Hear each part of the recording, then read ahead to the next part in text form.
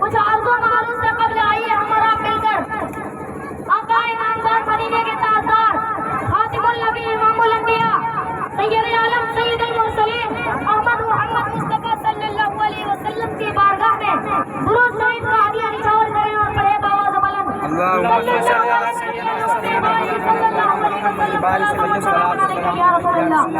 सल्लल्लाहु अलैहि वसल्लम।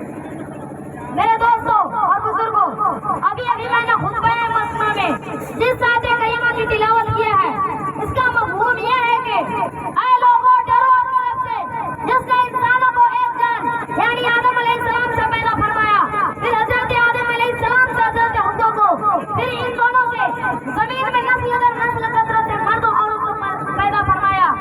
मेरे दोस्तों, जिस तरीके से नस्ल इंसानी बढ़ती गई उसी तरीके से जुल्म और तलफी का सिलसिला भी शुरू हुआ। मेरे दोस्तों, लिहाजा ये हुक्म दिया गया कि लोगों अल्लाह से डरो ताकि जुल्म से बचे। मेरे दोस्तों, पैगंबर इस्लाम के आने से पहले दुनिया में सबसे ज्यादा औरतों पर जुल्म किए जाते थे। अगर आप आज से तकरीबन 1500 साल पहले की तारीख पढ़ेंगे सुनेंगे तो आपकी आंखों में आंसू जारी हो जाएगी, क्योंकि पहले औरतों की कोई इज्जत नहीं थी। मर्दों की नजर में औरतों का ये हाल था कि औरतें मर्दों की ख्वाहिशें नौसाएं पूरी करने के लिए खिलौना थे। मर्द औरतों को जो चाहते हो करते थे, उन पर जुल्म और सितम किया करते थे।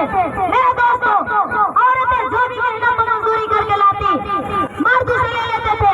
औरतें मेहनत भी करती थी, औरतें मजदूरी भी करती थी, यहाँ तक कि मर्दों के जुल्म और सितम भी सहती थी। ये सब होने के बावजूद भी अगर औरतों से एक जरा से भी गलती हो जाती तो उसके नाक और कान काट लेते थे, यहाँ तक कि उन्हें कत्ल कर देते थे। औरतों को ना बाप से, ना भाई से, ना बहन से, न माँ से, किसी से कोई हिस्सा नहीं मिलता था। मेरे दोस्तों, अरब के औरतों का ये हाल था।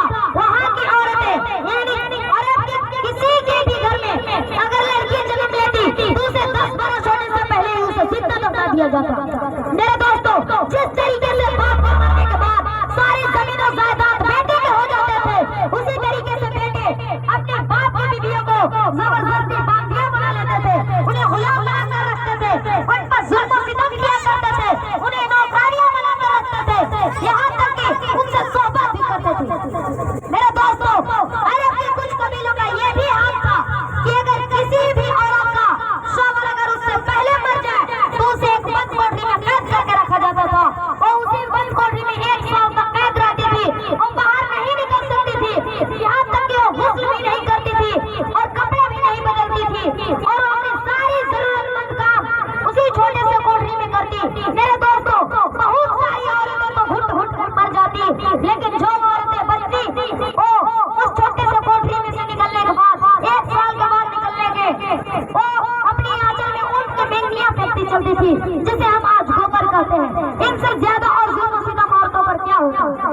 मेरे दोस्तों, जिस जमीन पर आज हम पले बढ़े हुए, क्या हिंदुस्तान की भी औरतों का यही हाल था?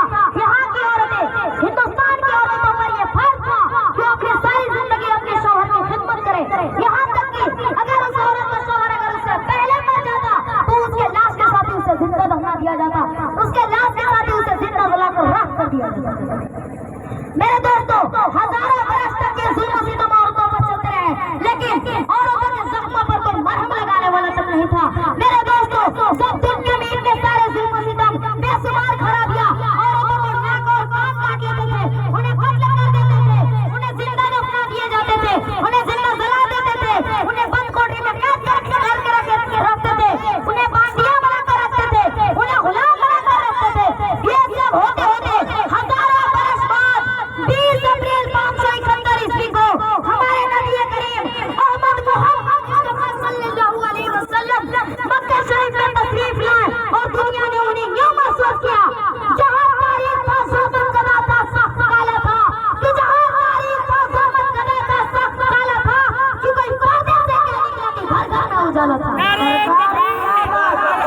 सरदार की आमद, सालार की आमद, मक्के की आमद।